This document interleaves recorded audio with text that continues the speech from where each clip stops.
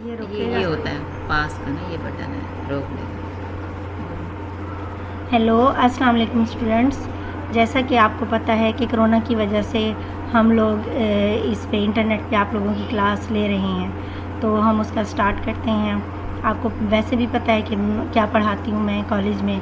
और अब जो आपका टॉपिक होगा वो है हमारे पास applied accounting. Subject applied accounting है और राइटर का नाम है मलिक खादिम हुसैन। ठीक है, और अब जो है बाकायदा हम अपनी क्लास का आगाज़ करते हैं। नाम आपको मेरा पता ही है, तो सबसे पहले मैं अप्लाइड अकाउंटिंग के बारे में आपको इंट्रोडक्शन कराती हूँ।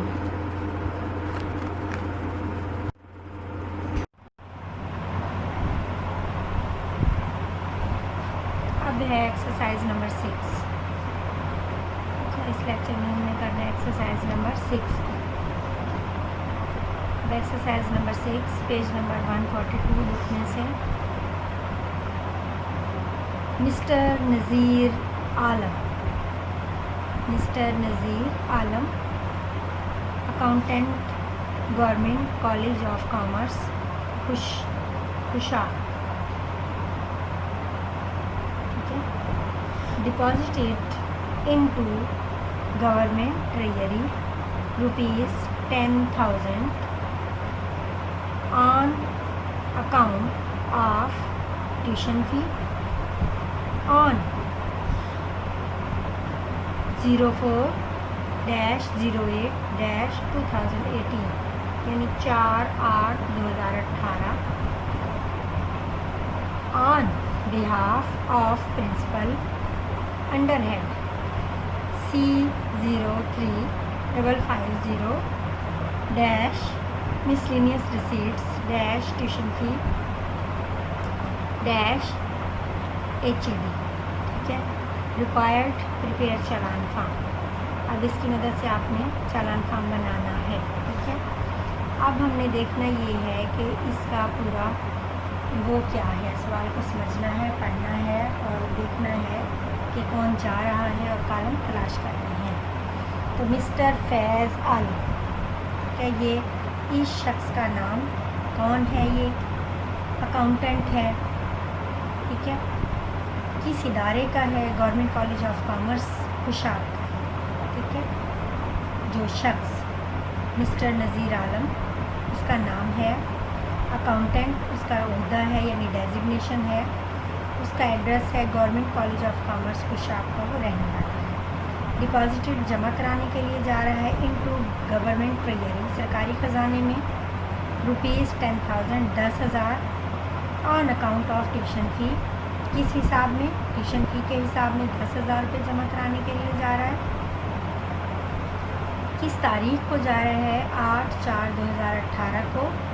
ऑन बिहाफ, किसके बिहाफ पे जा रहा है? प्रिंसिपल। ठीक है, और अंडर हेड, किस हेड के थ्रू रकम जमा कराता है? C035550 miscellaneous receipts tuition fee HED। ठीक है, अब तमाम चीज़ें इस सवाल में मौजूद हैं। चालान फॉर्म निकाल लें जॉब प्रैक्टिस में से और फिल कीजिए। अब आपको पता ही है कि पहले कॉलम में हमने क्या लिखना है। अब ये आपकी लास्ट एक्सरसाइज है जो आप करने चली हैं। पहले कॉलम में हम उस शख्स का नाम लिखते हैं जो बैंक में रकम जमा कराने के लिए जा रहा होता है।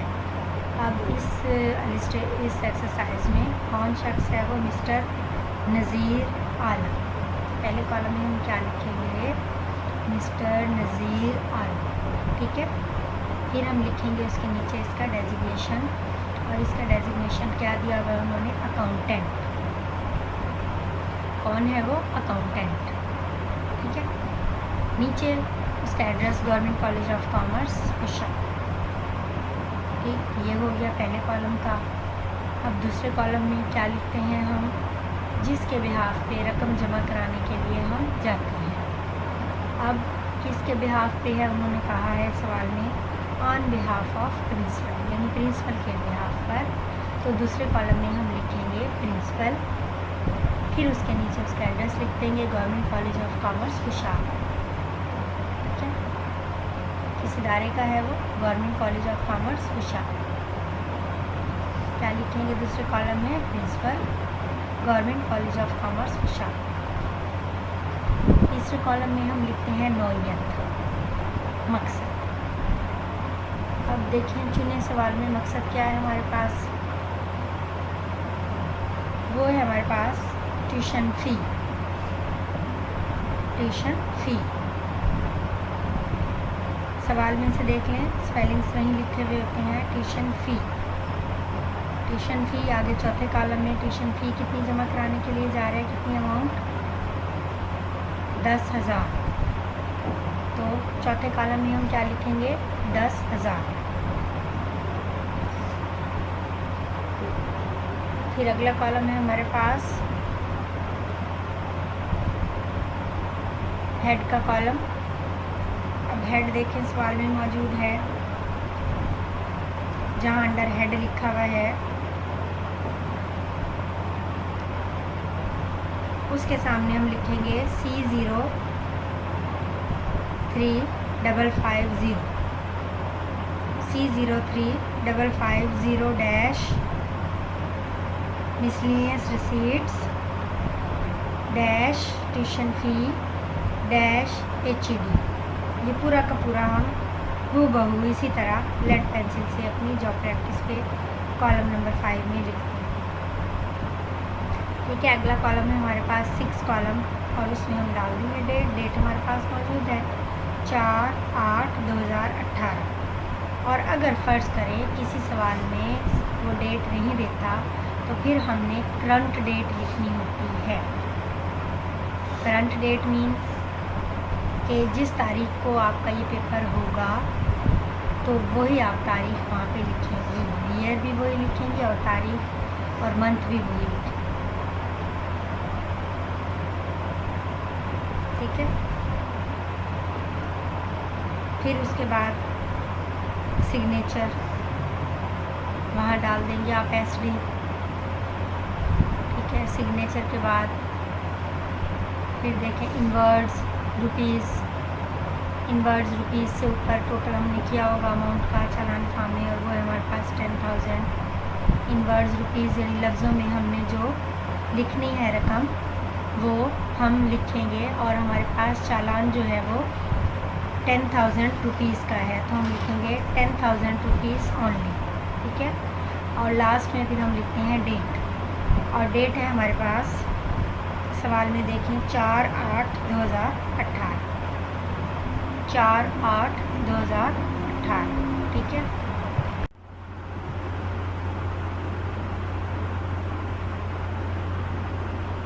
दोबारा रिपीट करती हूँ। एक्सरसाइज नंबर 6,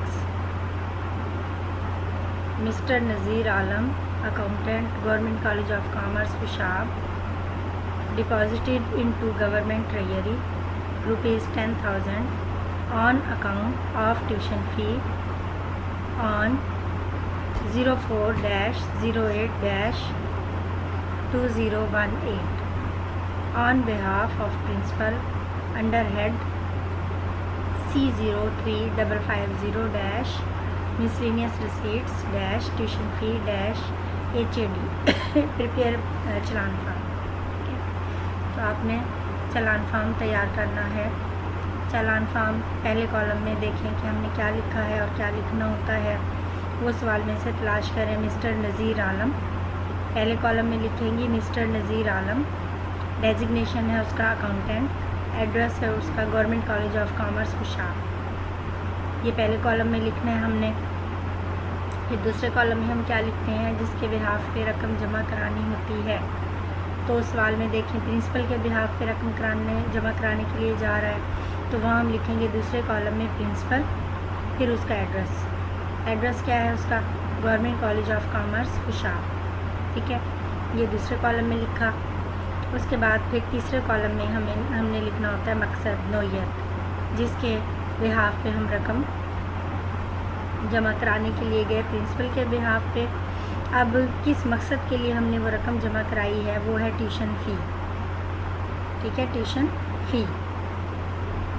तीसरे कॉलम में हमने मकसद लिख दिया, यानी ये 10,000 जो है किस नाम के हैं? ट्यूशन फ़ी के नाम के हैं।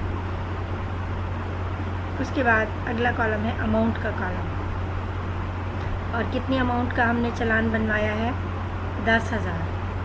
तो अमाउंट के कॉलम में हम लिखेंगे 10,000, ठीक है। फिर नेक्स्ट कॉलम है हमारे पास हेड का कॉलम, और हेड है हमारे पास सवाल में देखें लिखा हुआ है under head C03,550 dash miscellaneous रसीद dash tuition fee dash HAD, ये लिख लिया, ठीक है। इसके बाद डेट, और डेट के कॉलम में डेट मौजूद है, और डेट है हमारे पास 4/8/2018, 4/8/2018, ठीक है। फिर इसके बाद हम सिग्नेचर पर आ जाते हैं, और वहाँ पे हम क्या लिखेंगे, SD एब्रीवेशन है सिग्नेचर का, ठीक है। वहाँ पे हम लिखेंगे SD सिग्नेचर के ऊपर लेड पेंसिल से।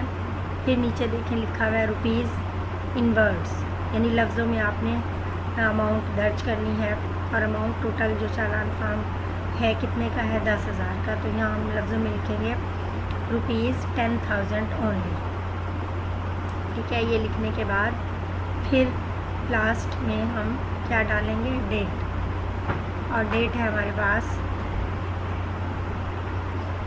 04/08/2018, 4/8/2018, ठीक है। ये चालान फार्म था आपका।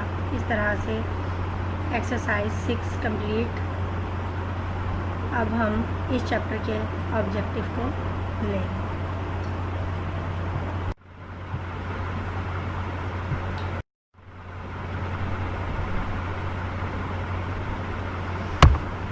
अब बुक का पेज नंबर ओपन करें 139 बुक में से चैप्टर नंबर 5 चालान फार्म वाला chapter. Question number 1, tick the suitable answer from the following options, ठीक है। Number 1, receipts on behalf of the government are called as, ठीक है, कि जो हम वसूलियाँ करते हैं गवर्नमेंट के लिए, गवर्नमेंट के बिहाफ पर, तो वो किस डॉक्यूमेंट के थ्रू करते हैं, ठीक है। इस चैप्टर की हमने हमने सारी थ्योरी पढ़ी है ना, तो इसमें आपने क्या पढ़ा था कि महासिल जो हम हासिल करते हैं गवर्नमेंट का, यानी सरकारी रकूम सरकारी ख़जाने में जमा कराने के लिए हम जो इस्तेमाल करते हैं, जो जिसके तहत हम वसूलियाँ करते हैं, तो उसको, उस महासिल को हम क्या कहते हैं, रेवेन्यू, ठीक है। तो पहले में ऑप्शंस में क्या आएगा, रेवेन्यू आमदनी को कहते हैं, ठीक है। तो ऊपर वो क्या कह रहा है, receipt on behalf of the government are card age, यानी वो वसूलियाँ जो हम गवर्नमेंट के बिहाफ में करते हैं वो किस नाम से करते हैं, रेवेन्यू के नाम से, महासिल के नाम से, ठीक है। पहले ऑप्शंस में क्या आएगा, revenue.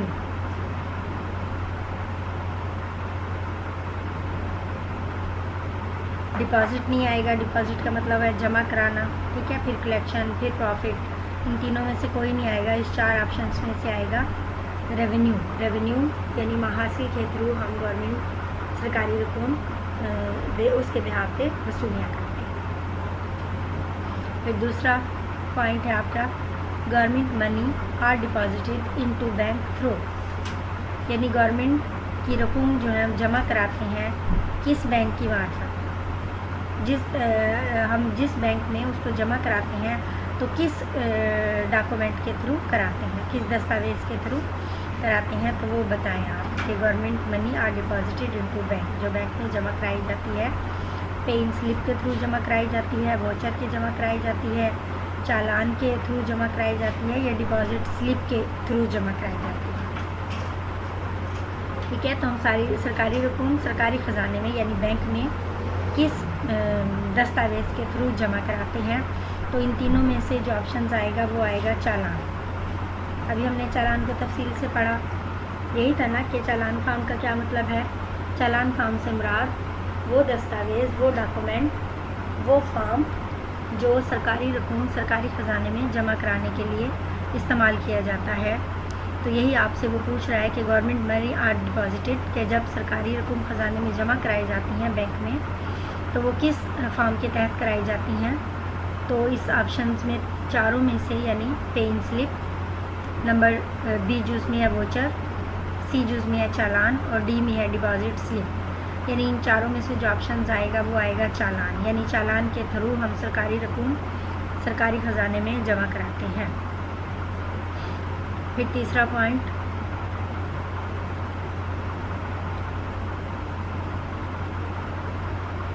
The government amount is deposited in, कि सरकारी रकम जमा जो कराई जाती है वो कहाँ कराई जाती है। ये भी हमने थ्योरी में सारा पढ़ा था कि हम कहाँ जमा कराते हैं रकम को, स्टेट बैंक ऑफ पाकिस्तान में, और अगर नहीं है तो उसके तमाम शहरों में ब्रांच होती है, तो हम फिर उस ब्रांच में उसको जमा करा देते हैं।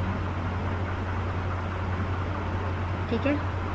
और अगर स्टेट बैंक की ब्रांच ना हो जहाँ पर जिस शहर में, तो हम फिर उसको जिस बैंक में जमा कराते हैं वो बैंक भी हमने पढ़ा था।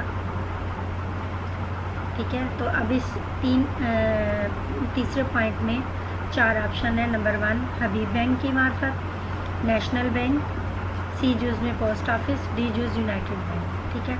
तो हमने पढ़ा था कि हम नेशनल बैंक में जमा कराते हैं, तो यहाँ आएगा ऑप्शंस का बी जूस। तीसरे पॉइंट में बी जूस यानी नेशनल बैंक में हम जमा कराएंगे। फिर नेक्स्ट पॉइंट है 4, the amount received on behalf of the government is, कि जो आपने रकम वसूल की गवर्नमेंट के खाते में किस बिहाफ पर। ठीक है। अब इसमें भी 4 ऑप्शंस हैं। नंबर 1 ए जूस में है डिपॉजिटेड इन बैंक, यानी बैंक में जमा कराएंगे। बी जूस में है एडजस्टेड अगेंस्ट एक्सपेंसेस के थ्रू कराएंगे। सी जूस में है केप्ट इन सेफ में कराएंगे, खाते में कराएंगे। या डी है स्पेंड ऑन फूड, यानी हमने या उसको खुराक पे खर्च किया है, तो किस उसमें जाएगा, ये किस मद में जाएगा? इसमें आएगा ए जूस यानी deposited in bank.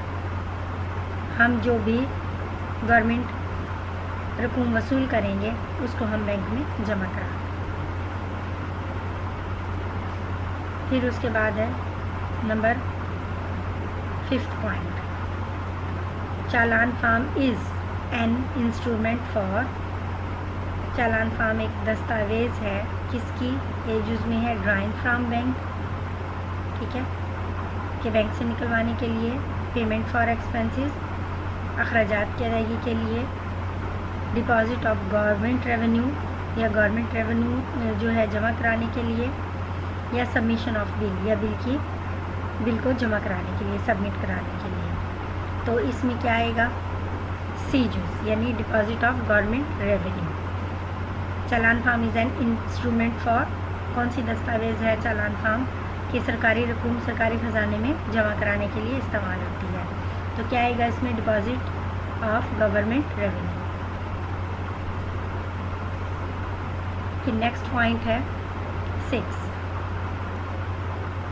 Challan form is used for depositing money in, challan form इस्तेमाल होता है रकम जमा कराने में, किस में? स्टेट बैंक में, गवर्नमेंट ट्रेजरी में, नेशनल बैंक में, या ऑल ऑफ द अबव में। ठीक है। अब आप देखिए आपके सामने 4 ऑप्शंस हैं। स्टेट बैंक में ये हमने पढ़ा कि चालान यानी सरकारी रकूम हम कहाँ जमा कराते हैं? स्टेट बैंक में हमने पढ़ा था। ठीक है। जहाँ स्टेट बैंक की ब्रांच ना हो तो हमने पढ़ा था, फिर हम उसको नेशनल बैंक में जमा कराते हैं, वो भी मौजूद है। इसके अलावा हमने ये भी पढ़ा था कि सरकारी रकूम हम सरकारी ख़जाने में जमा कराते हैं। तो बी जिसमें क्या है? गवर्नमेंट ट्रेजरी यानी सरकारी ख़जाना। अब उन्होंने तीनों बता दिया है, तो यहाँ कौन सा पॉइंट आएगा? ऑल ऑफ द अबव यानी तीनों में। Challan form is used for depositing money in. ठीक है। ए जूस स्टेट बैंक, बी जूस गवर्नमेंट ट्रेजरी, सी जूस नेशनल बैंक, और 4th में है ऑल ऑफ द अबव। तो ये ऑल ऑफ द अबव आएगा इसमें। फिर नेक्स्ट पॉइंट है 7, it is not tax revenue, it is not tax revenue, कि वो बताएं जो टैक्स रेवेन्यू में नहीं है, जो टैक्स जो है रेवेन्यू में नहीं है वो कौन सा है? Income tax. बी जुज में है लैंड रेवेन्यू। सी जुज में है फी कलेक्टेड फ्रॉम स्टूडेंट्स, कि जो हम स्टूडेंट से फ़ी कलेक्ट करते हैं। और डी जुज में है जनरल सेल्स टैक्स। ठीक है, तो इन चारों में से जो ऑप्शंस आएगा वो कौन सा आएगा? सी जुज, यानी फ़ी कलेक्टेड फ्रॉम स्टूडेंट्स। जो हम स्टूडेंट से फ़ी वसूल करते हैं वो नॉन टैक्स रेवेन्यू नहीं होता। ठीक है, उसके बाद है बाकी सब पे टैक्स होता है ना, इनकम टैक्स पे भी, लैंड रेवेन्यू पे भी, जनरल सेल्स टैक्स। ठीक है, तो जो स्टूडेंट्स फी है वो नॉन टैक्स रेवेन्यू। उसके बाद है नॉन टैक्स रेवेन्यू नहीं है। उसके बाद है 8वां, minimum copies of challan form required in bank is. कम से कम कितनी कापियाँ होती हैं चालान फॉर्म की जो बैंक को चाहिए होती हैं? 1, बी जूस में 2, सी जूस में 3 और 4 जूस में 4। तो कितनी चाहिए होती है ये भी हमने थ्योरी में पढ़ा था, बैंक को 2 कापियाँ चाहिए होती हैं। ठीक है, तो इसमें आएगा 2।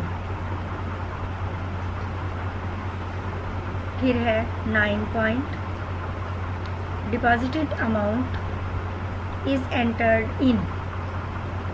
जमाशुदा रकम, यानी जब हम इसको जमा करा देते हैं रकम को, तो इसके बाद फिर हम उसको अपने इदारे में किस बुक में लिखते हैं? चालान जमा कराने के बाद, सरकारी रकम सरकारी ख़जाने के बाद जमा कराने के बाद हम जो अपने रिकॉर्ड में लिखते हैं तो उसको हम किस बुक में लिखते हैं? अपने इदारे की या अपने महकमे की, जिसके थ्रू भी हम रकम जमा करा रहे हैं। ए जुज़ में है कॉन्टीजेंट रजिस्टर में दर्ज करते हैं।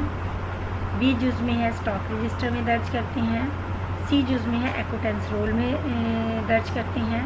और डी जुज़ में है कैश बुक में दर्ज करते हैं। तो हम उसको कैश बुक में दर्ज करते हैं। ठीक है, ये भी हमने थ्योरी में पढ़ा कि जमा कराने के बाद हम इसको कहाँ दर्ज करते हैं? Cash book. नेक्स्ट है 10, division of revenue under various heads is called, कि वो तकसीम रेवेन्यू की माहासिल की मुख्तलिफ हेड में जो है उसको हम क्या कहते हैं? ए जुज़ है क्लासिफिकेशन कहते हैं, सॉरी क्लैरिफिकेशन कहते हैं। बी जुज़ में है क्लासिफिकेशन कहते हैं। सी जुज़ में है डिवर्सिफिकेशन कहते हैं।